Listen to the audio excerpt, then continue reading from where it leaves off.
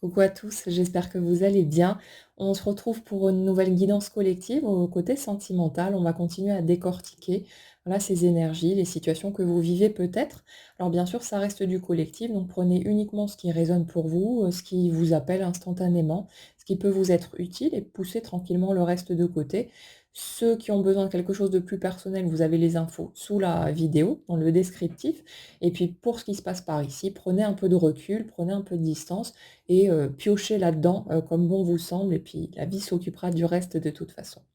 Alors aujourd'hui, je pense qu'on va être un peu dans la continuité de la toute dernière guidance que je vous avais proposée. On démarre sur, une énergie d'incompréhension, une énergie de confusion,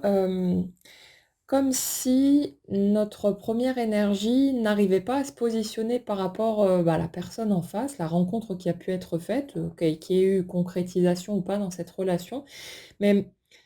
si vous voulez, c'est comme si la seconde énergie, avait eu tendance tout du long à envoyer des signaux contradictoires. J'ai l'impression de quelqu'un qui, dont les réactions, si vous voulez, les actions, ce que la personne montre, ce qui transparaît d'elle, n'est pas tout à fait cohérent avec les paroles qui peuvent être prononcées et puis notamment, un peu plus loin sur le chemin, quand il y a cette histoire de, «Je te tourne le dos, je te rejette» ou cette espèce de fuite, hein, qui a pu être, vécue pour un certain nombre de personnes parmi vous. J'ai l'impression que cette seconde énergie, hem,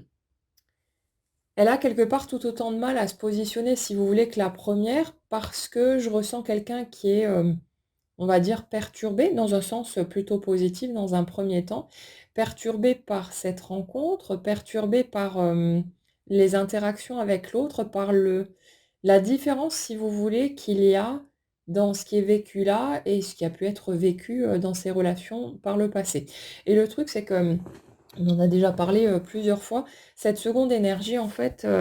comme la première d'ailleurs, mais ça s'exprime un peu différemment, elle est énormément dans le contrôle. Et on a quelqu'un ici, en tout cas je retombe là-dessus, aujourd'hui, qui, inconsciemment en tout cas, a toujours fait en sorte de trier les personnes qui pouvaient arriver, jusqu'à lui, jusqu'à elle, hem, de sorte que il n'y ait pas de possibilité de débordement, comme si les relations avaient été choisies inconsciemment, relations de toutes sortes d'ailleurs, pas seulement au niveau affectif, sentimental, mais comme si les relations avaient toujours été choisies pour que ça minimise l'impact que ça pouvait avoir sur cette personne au niveau émotionnel et du coup que cette seconde énergie ait toujours la possibilité de rester dans une forme de contrôle. Donc, on va vers des personnes, on va dire sécurisantes en quelque sorte, des personnes qui n'ont peut-être pas non plus un tempérament, pardon, très affirmé. Comme ça, bah, l'autre ne peut pas, monter dans les tours et risquer de représenter une sorte de danger, en fait, pour notre seconde énergie. Comme si cette personne, avait eu tendance à choisir, bah, notamment ses partenaires amoureux aussi, hem alors je vais dire pour leur faiblesse en quelque sorte, mais, c'est pas dans le but de dénigrer, c'est pas, «Je te considère comme inférieur à moi et je te choisis pour ça». Mais c'est des mécanismes inconscients, ce sont des mécanismes de protection, donc il y a pas de jugement à porter là-dessus. Mais si vous voulez, bah, on a quelqu'un qui, tout comme notre première énergie, a vécu tout un tas de blessures, a une grande sensibilité aussi et a fait du mieux qu'il ou elle a pu pour se protéger et pour, pouvoir avancer par rapport à tout ça. Et le fait est que, j'ai l'impression ici de quelqu'un qui a toujours,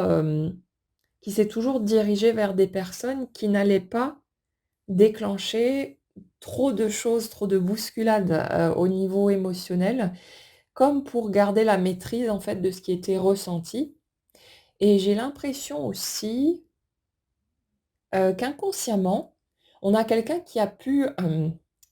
choisir des partenaires, on va dire, «défaillants» entre guillemets, mais autant que cette personne, hein. Mais, comme si les partenaires amoureux avaient été choisis pour leurs défauts qui allaient, représenter une porte de sortie au moment où ça pourrait devenir, je sais pas, si quelque chose, sortait de son contrôle en fait, c'est comme si cette personne avait préparé le terrain sans le vouloir, hein, ça je c'est pas quelque chose de réfléchi, de calculé, mais on a l'impression de quelqu'un qui, au niveau inconscient, choisit ses partenaires de façon à se retrouver avec des gens qui vont, potentiellement ne pas être, adaptés, ne pas lui correspondre pour que cette personne, notre seconde énergie, puisse sortir de là quand, la situation, devient, trop, oppressante, trop problématique ou justement qu'il y a une perte de contrôle. C'est, c'est assez particulier ce que je ressens parce qu'on a l'impression de quelqu'un qui, limite, aurait envie d'explorer, les relations amoureuses, de construire sa vie, hein, de vivre tout un tas d'expériences et en même temps, c'est comme si cette personne, en cherchant à se protéger, faisait toujours en sorte de ne pas se lier trop fortement, en fait, aux autres personnes. Comme s'il y avait toujours une espèce de barrière de sécurité, une espèce de distance qui est maintenue, forcément liée à son histoire, depuis tout gosse aussi, hein. On a quelqu'un qui a beaucoup souffert de ses rapports avec les autres humains et si vous voulez, j'ai l'impression de quelqu'un qui n'est pas confortable, en fait, dans ses relations humaines. Ça peut soit donner des personnes qui sont très solitaires, pas, voilà, c'est un choix, hein, clairement. Des personnes qui ne s'encombrent pas, des autres et qui peuvent avoir tendance justement à faire beaucoup de tri, à rester, très à l'écart, à jouer les ermites, hein, dans leur grotte. Ou ça peut donner des personnes qui vont être très sociables, a priori, qui vont, avoir plein de monde autour d'eux, qui vont, voilà, être, copains avec tout le monde en quelque sorte, mais où les relations ne sont jamais approfondies. Où on reste toujours très en surface, on contrôle ce qu'on montre aux autres, on contrôle, la zone, si vous voulez, de soi-même à laquelle les autres vont avoir accès et le degré de d'envahissement, de ces autres personnes dans notre propre vie. J'ai ça. Alors évidemment, hein, je le rappelle, c'est une guidance collective, donc ça parlera pas forcément à tout le monde. Vous pouvez vous sentir concerné, comme peut-être repérer des choses que vous avez vues en face de vous, que vous avez remarquées chez l'autre, mais faites votre tri et prenez seulement, ce qui résonne spontanément. Mais là, on est là-dessus aujourd'hui. Hem, on est sur une personne qui est dans de l'hyperprotection quelque part vis-à-vis d'elle-même, et c'est normal étant donné les blessures émotionnelles qui ont pu être, vécues. J'ai vraiment l'impression, si vous voulez, de quelqu'un, qui s'est pas forcément senti aimé ou accepté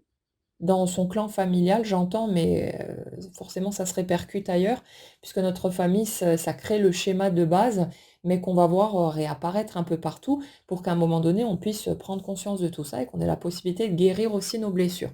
Bon, on est sur l'énergie de quelqu'un ici, pour notre seconde énergie, qui, qui a eu énormément de difficultés à trouver sa place, à se sentir même légitime, en fait, dans le fait d'avoir une place, comme si, on avait l'impression de quelqu'un qui se sentait limite toujours de trop, qui se sentait, elle-même comme une personne, comme un boulet, en fait. J'ai vraiment ce sentiment-là, c'est assez triste, hein, de ressentir ce genre de choses, mais j'ai ça, dans cette énergie et ça fait que, bah, forcément, ça fait très mal, ça cause de grosses blessures quand on a ce sentiment-là. Ce qui peut, je le rappelle aussi, être une interprétation. Parfois, on déforme, hein, le, les paroles, les attitudes des autres. On le filtre avec, les moyens du bord, avec notre propre compréhension et quand on est un enfant, bah, forcément, on prend tout un peu brut de pomme. On n'a pas, ce recul nécessaire pour essayer de comprendre ce que l'autre peut éventuellement être en train de vivre qui fait que, voilà, son attitude n'est pas, posée, n'est pas dans la sagesse, dans la zénitude et cetera. On n'a pas, on n'a pas toutes ces clés-là pour, comprendre ce que les adultes en face de nous peuvent vivre, ce qui ne les excuse pas non plus, hein, évidemment pour leur, certains de leurs comportements qui sont extrêmement blessants. C'est pas le but, c'est pas de chercher des excuses, mais, de garder cette double vue. De garder cette perception qui respecte à la fois le vécu, ben, de l'enfant ou le jeune adulte qui a été blessé. Ça, c'est très important, de jamais chercher à étouffer cette partie-là, parce qu'on comprend que oui, mais l'autre a vécu un drame, machin et tout. Bah, OK, d'accord,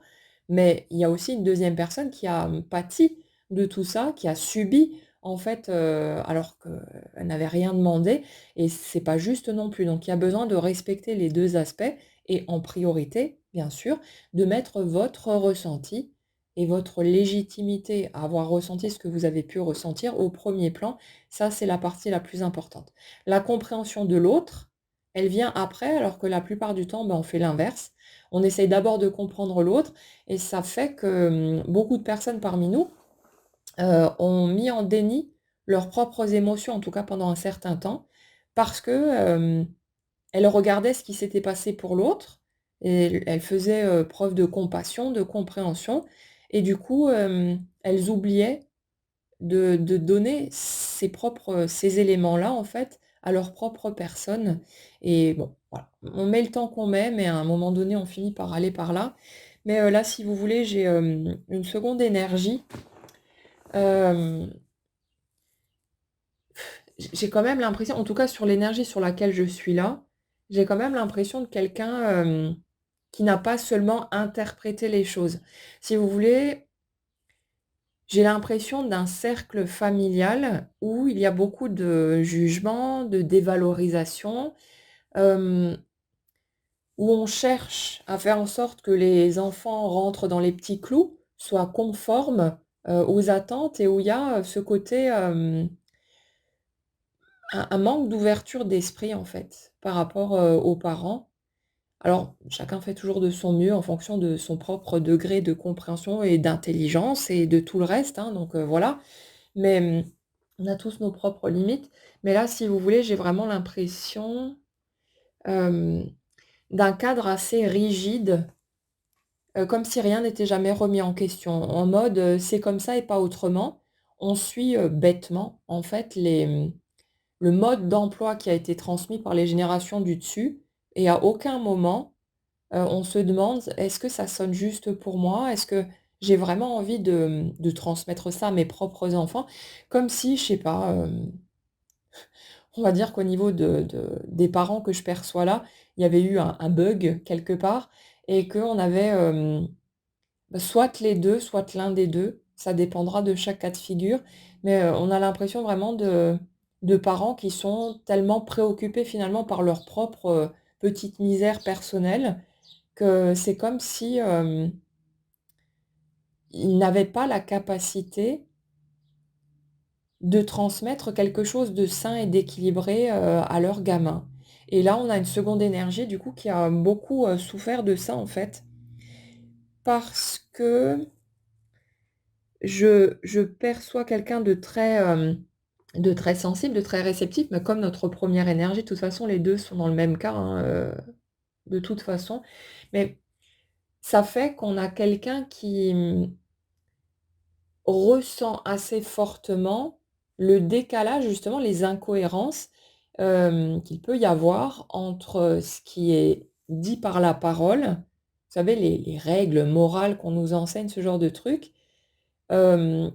et le comportement, en fait, des adultes en face. Comme si, vous savez, on avait, des parents en face qui, «Oui, alors il faut être bienveillant, il faut être à l'écoute des autres et se comporter, être compréhensif et blablabla» et puis, en fait, ces adultes-là passent leur temps à vous critiquer, à vous juger, à ne pas être compréhensifs envers leurs enfants, alors qu'ils vont essayer de trouver des excuses à tout le monde autour d'eux, mais par contre, leurs propres gosses ne comptent pas évidemment dans l'histoire, hein. C'est valable pour tout le monde, mais pas pour cette direction-là et j'ai vraiment ce sentiment-là de, d'une personne, pour notre seconde énergie, qui s'est retrouvée confrontée à un ou 2 parents, hem, dans cette espèce d'illusion absurde et ce qui est d'autant plus dérangeant, c'est que j'ai l'impression que le ou les parents en face qui ont pu adopter ce type de comportement, ils faisaient pas ça par bonté d'âme ou parce qu'ils étaient convaincus de ce qu'ils étaient en train de prêcher, mais en fait, c'était une manière de conserver les apparences, de passer eux-mêmes, pour de bonnes personnes, de tenter de grappiller, l'attention, l'approbation des autres. Mais, je sais pas, je ressens un truc qui m'agace assez là-dedans, hem une espèce d'hypocrisie dans le discours et ce qui est gênant, si vous voulez, c'est qu'on a l'impression que ceux ou ces parents-là n'ont n'avaient même pas conscience, en fait, de ce qu'ils étaient de l'hypocrisie, en fait, de leur propre attitude. Et il y a un truc, ouais, qui est perturbant pour notre seconde énergie, dans son positionnement d'enfant, c'est que du coup, il y avait cette perception-là, cette espèce de clarté, en fait, dans cette dissonance, en face de lui ou d'elle. Mais en même temps, ben, quand on est un gosse, on peut pas argumenter, même si on essaye d'expliquer ce qu'on ressent. Ben, quand vous avez des parents en plus de ce type-là en face de vous, ils vont clairement, vous renvoyer, dans votre coin ou vous punir ou voilà, peut-être vous mettre une gifle pour, l'audace que vous avez d'exprimer cette vérité-là. Si vous voulez, le modèle que je ressens là, en tout cas, n'est pas capable de se remettre en question. Et ça fait que tout ce qui pourrait, venir ébranler leurs convictions et ouais, leur côté convaincu, en fait, de bien faire, d'avoir tout juste, d'avoir tout bon, ben, ils vont le rejeter en bloc, ils vont le repousser ou tenter de le juguler d'une manière ou d'une autre. Et ça donne parfois, ben, des parents qui peuvent être agressifs ou, voilà, avec, cette espèce de chantage affectif, vous savez, si tu te comportes de cette manière avec moi, que tu me mets en face de la vérité, qui n'est pas glorieuse du tout, je vais te punir, je vais te retirer, mon attention, mon affection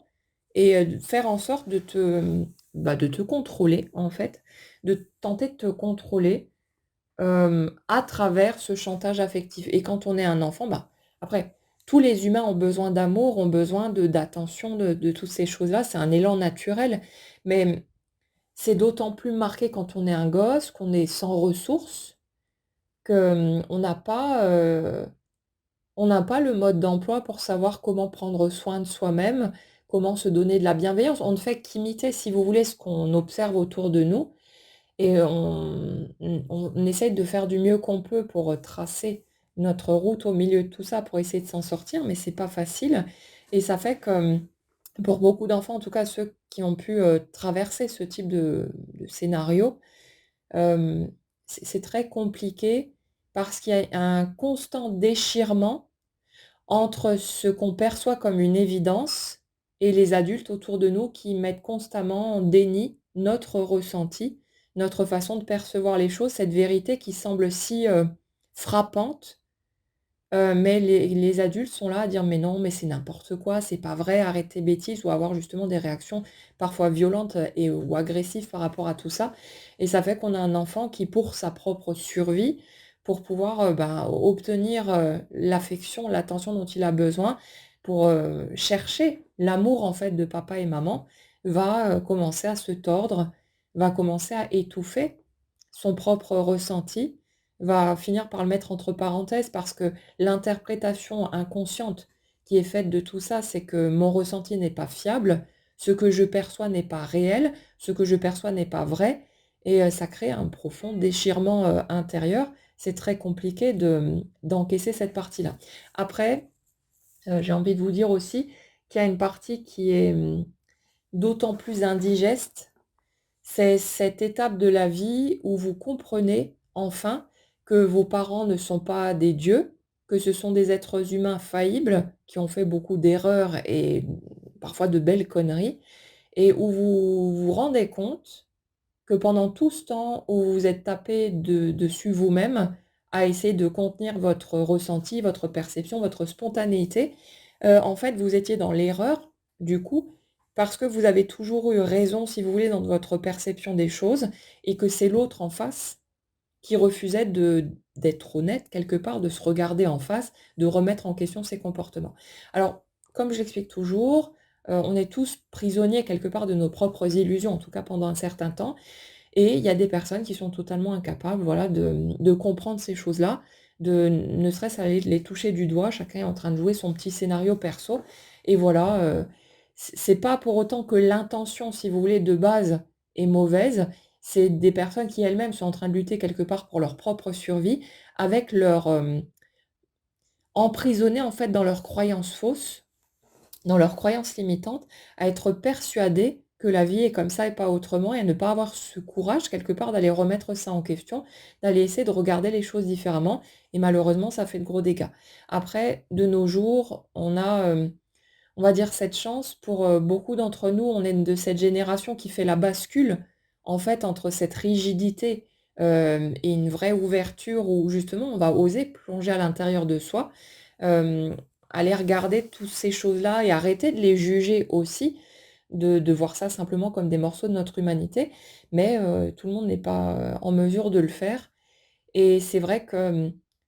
quand on arrive à un stade de notre vie où on prend conscience de tout ça, bah, ça soulève beaucoup de colère, beaucoup de ressentiment, de l'injustice et beaucoup de choses, voilà, qui sont pas évidentes à digérer. Ça demande du temps pour pouvoir encaisser tout ça et se rendre compte qu'en fait, on y a cru parce que de base, on fait confiance à nos parents. À aucun moment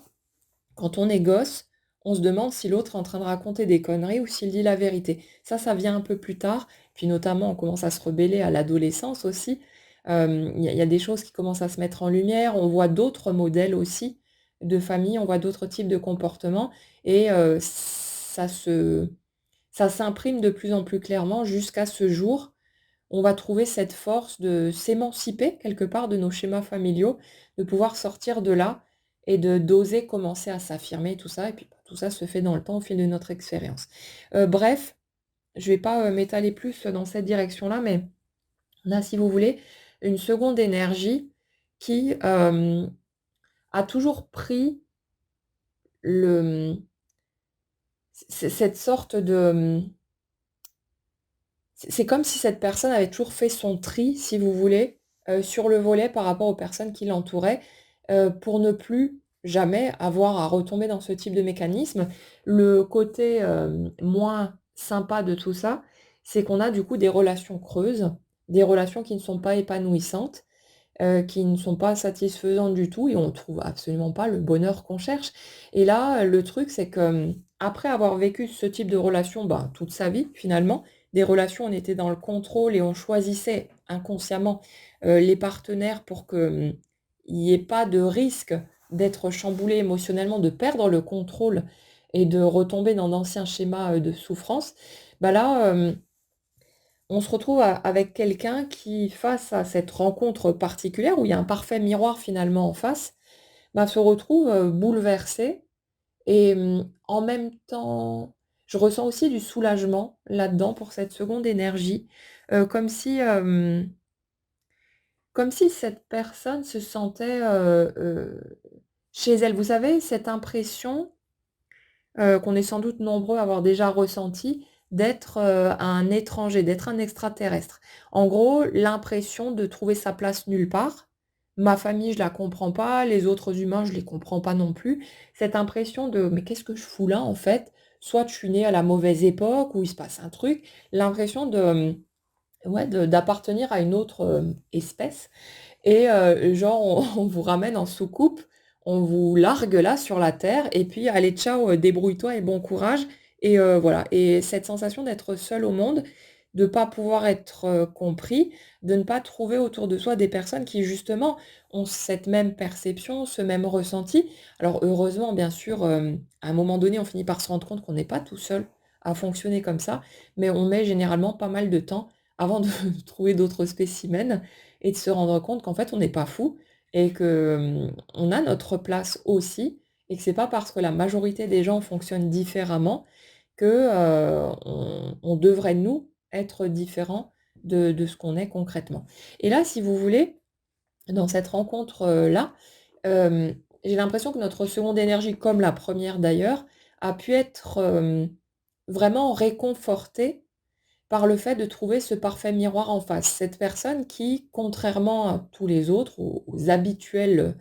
personnes dans la place, hem, a des réactions différentes, une interprétation de la vie qui est différente, tout un tas de mécanismes qui rentrent en cohérence avec son propre système et inévitablement aussi avec une partie du système qui a été enfuie pour, tenter de rester dans les petits clous, de se contrôler soi-même et de ne pas, déclencher des réactions extérieures négatives. Donc on a une personne que je ressens comme étonnée comme, limite sidéré, comme si c'était, un joli rêve, quelque chose de très doux, de très confortable et dans un premier temps, bah, c'est forcément super agréable et c'est le cas pour les 2 de toute façon. Il y a cette espèce de, presque d'émerveillement de, «Oh miracle, j'ai enfin, en face de moi quelqu'un qui, peut me comprendre, qui ne va pas me juger». En même temps, pour notre seconde énergie, je ressens quand même une forme de méfiance, mais c'est plus, en mode je reste en retrait, je ne m'avance pas trop, alors que notre première énergie, elle, elle est dans l'enthousiasme total, elle est dans le débordement, dans l'expression. La seconde énergie que je perçois ici, elle est plus dans, c'est pas tellement qu'elle doute de la sincérité de l'autre ou quoi que ce soit, mais, il y a ce côté: «Bon OK, je sais ce que j'ai habituellement en face de moi, comme qualité d'humain. Du coup, je m'emballe pas, j'attends de voir, je regarde ce qui se passe, j'observe, mais je profite aussi du bien que ça me fait, de cette sensation de cocon, d'être à la maison, en fait, avec quelqu'un avec qui on est sur la même longueur d'onde». Le truc, c'est que, tant qu'on reste dans cette phase-là, bah, tout va bien, il y a pas de sentiment oppressant, il y a pas de débordement quelconque, mais le fait est qu'à un moment donné, notre première énergie qui, elle, est dans ce besoin d'exprimer les choses, ce besoin de concrétiser ce besoin, et puis ces peurs aussi, hein, forcément qui la poussent au cul pour toujours aller plus vite, hem, ça fait qu'à un moment donné, on a une seconde énergie qui commence, bah, un peu à paniquer, qui commence à avoir ce besoin de prendre du recul, d'aller s'isoler et si vous voulez, plus la première énergie va être dans cette espèce de débordement, à vouloir, démontrer son amour, son affection, en tout cas dans un premier temps, si le reste est planqué. Mais plus la première énergie va être démonstrative, plus l'autre, bah, va sentir son émotionnel qui commence à être un peu trop titillé et plus l'autre va prendre du recul. Donc si vous voulez, tant que la première énergie est modérée, tant qu'elle reste dans une espèce de contenance, de frein, de quelque chose de tranquille, bah là, tout roule, hein. Mais dès que l'autre commence à monter dans les tours, la deuxième énergie, elle réagit un peu comme un animal qui a été blessé et qui, est dans une grande méfiance et elle ne veut pas sortir de cet autocontrôle qui est une carapace de protection, une solide armure qui a été construite au fil du temps. Et le truc, c'est que, du coup, hem, quand cette deuxième énergie, alors qu'elle, elle avait tendance à, bah, être dans son élan naturel, à envoyer certains signaux, à montrer aussi, son bien-être, à peut-être l'exprimer même. Quand cette seconde énergie, elle commence à prendre du recul, elle commence à rentrer en stress parce qu'elle ne maîtrise plus la situation, qu'elle sent que ça la chamboule émotionnellement, bah, la première énergie, elle se met à paniquer. L'autre va me glisser entre les doigts, l'autre qui, semble cocher toutes les petites cases de la personne tant attendue, qui me fait enfin ressentir, ce que j'ai toujours espéré ressentir. Mon grand rêve en gros est en train de me glisser entre les doigts et du coup on a une première énergie qui rentre en mode panique à bord et plus l'autre prend du recul, plus notre première énergie commence à paniquer et cherche à rattraper l'autre et ça ne fait qu'enfoncer le clou en fait et quelqu'un qui en face, n'arrivant pas à maîtriser la première énergie, n'arrivant pas à poser ses limites, va être obligée, si vous voulez, de monter en puissance et d'être, plus, virulente, on va dire, plus, cash dans ses barrières, dans les limites qu'elle pose pour que la première énergie, bah, arrête son char et arrête d'être dans un tel débordement. Parce qu'aussi, ce débordement émotionnel qui est, clairement visible chez la première énergie, bah, fait forcément écho, au contrôle permanent que le second exerce sur ses propres émotions. En fait, si vous voulez, sur la seconde énergie qu'on a là, heu, on a quelqu'un qui a passé son temps à juguler ses propres émotions. Parce que c'est comme si, l'expression de son monde émotionnel en tant que gamin, lui avait valu justement, bah, des remontrances ou des remarques ou des piques, des casses, enfin ce que vous voulez, de la dévalorisation, voire des moqueries et ça on en avait déjà parlé il y a un petit moment dans les anciennes guidances. Hem, ça fait que c'est comme si les émotions, aux yeux de cette seconde énergie, étaient devenues, une potentielle source de danger, une source de danger très certaine d'ailleurs. Et ça fait qu'on a quelqu'un, bah, qui a appris à juguler tout ça, à enfermer, ses émotions parce que, cette personne en tant qu'enfant a constaté que quand ses émotions débordaient, quand, il ou elle laissait tout ça s'exprimer naturellement, ben, ça lui valait des réactions, négatives, voire, douloureuses par rapport, au cercle familial. Vous savez comme, imaginez un enfant, assez sensible qui, bah, je sais pas, se met à pleurer, parce qu'il est fatigué ou pour une raison ou pour une autre. Voilà, il y a une émotion qui monte, c'est normal, c'est naturel et vous auriez en face, un papa ou une maman qui, lui mettrait une grosse gifle.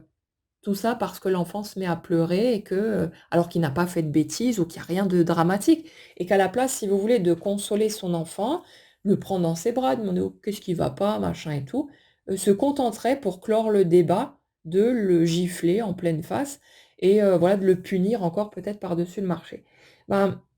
ça, c'est un exemple isolé pour illustrer tout ça, mais ce genre de comportement, répété,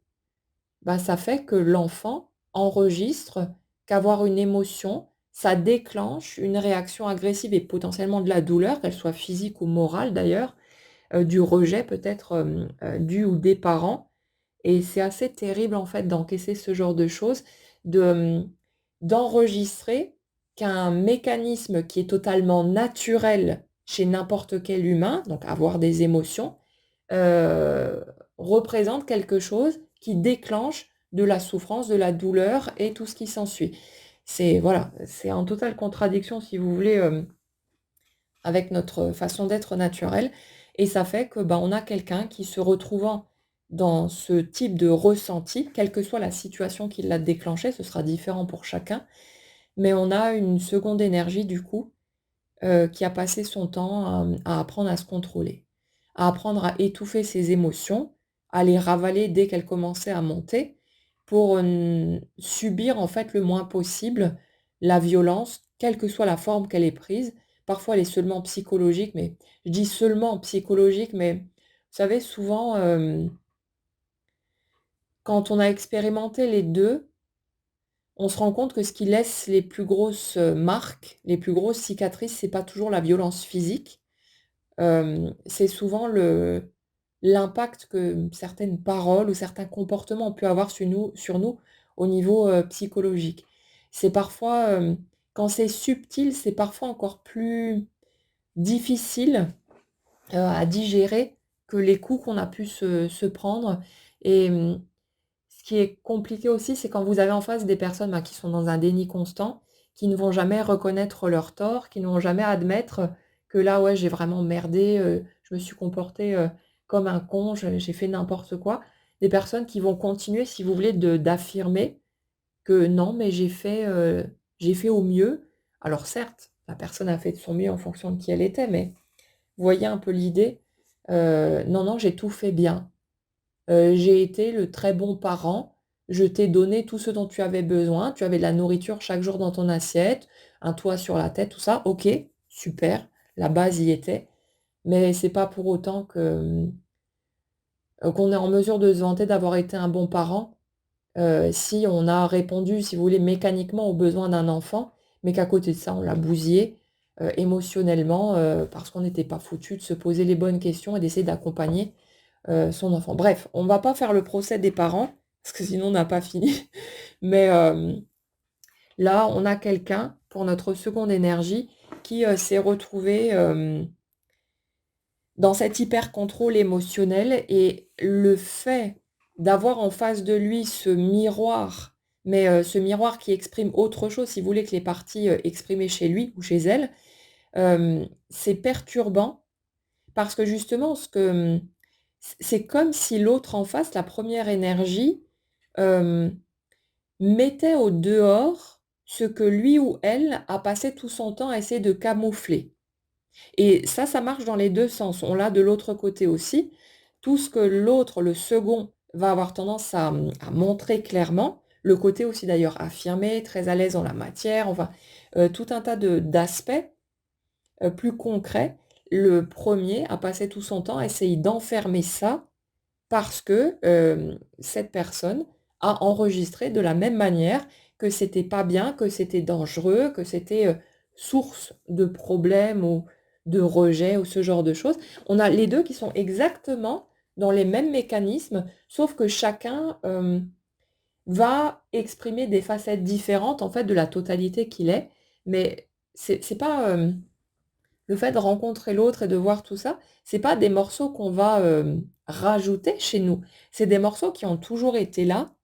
et le fait de les rencontrer chez l'autre et puis de voir que ça n'empêche rien dans le fait de vraiment, apprécier ou aimer cette personne, ben, ça fait que petit à petit, on est obligé de finir par admettre que c'est pas cohérent de continuer à rejeter ces morceaux, pardon, chez nous, alors qu'on les admire et qu'on les trouve, formidables chez l'autre. Donc ça permet de raccorder les morceaux, ça permet de rentrer dans cette reconstruction, mais bien sûr, c'est tout un cheminement qui se fait et c'est pas c'est pas une mince affaire, c'est clair et net. En tout cas, on a une seconde énergie ici, hem, qui se retrouve, perturbée par la façon de fonctionner de l'autre, bah, qui est en mode, expression naturelle, hein, de ses sentiments, de ses ressentis, voilà, qui est en roue libre par rapport à ça, alors que lui ou elle en face a passé tout son temps à penser, à croire que cette façon d'être, qui est la sienne aussi naturellement, était, un problème, une source de danger et donc il fallait contrôler cette partie-là. Et on a quelqu'un en fait qui, est dans une certaine contradiction, un certain conflit intérieur, parce que le fait de voir l'autre dans son élan naturel, ben, lui donne en même temps envie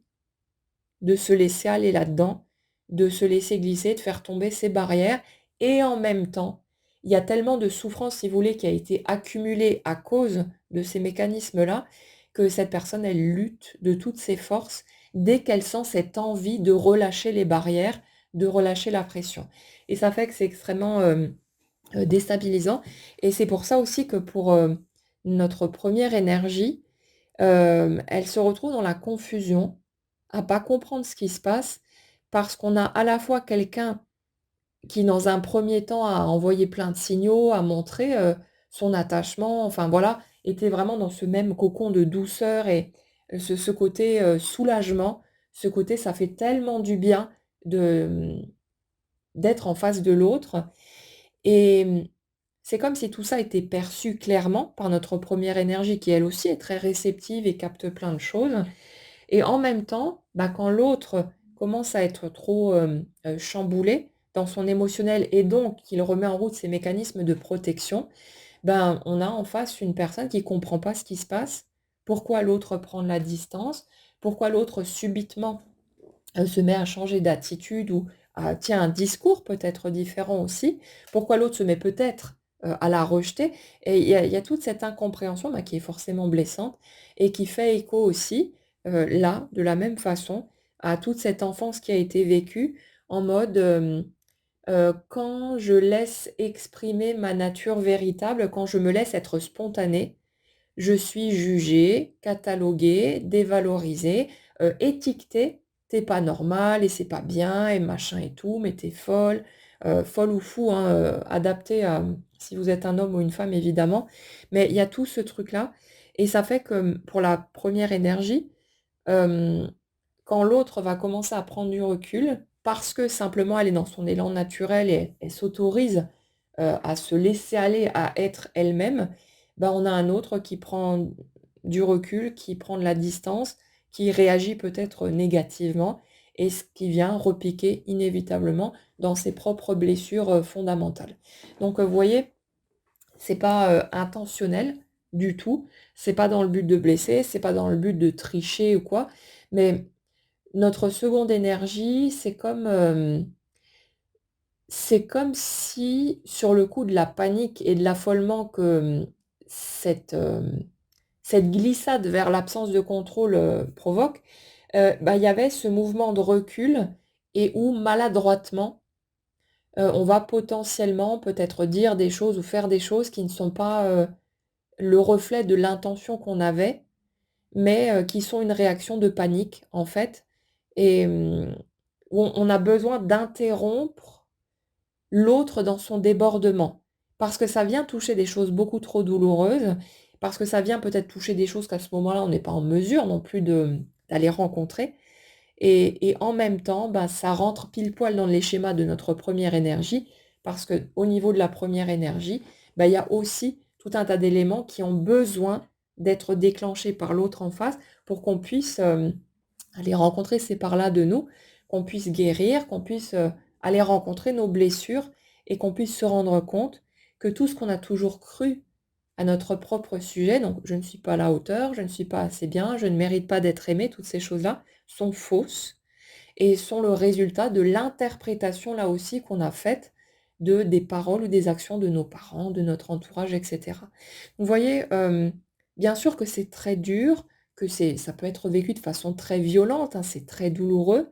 mais en même temps, on a 2 personnes qui sont simplement, extrêmement blessées, qui sont, bah, des survivants quelque part, qui ont, voilà, encaissé tout un tas de choses, qui ont fait du mieux qu'ils ont pu pour rester debout et le choc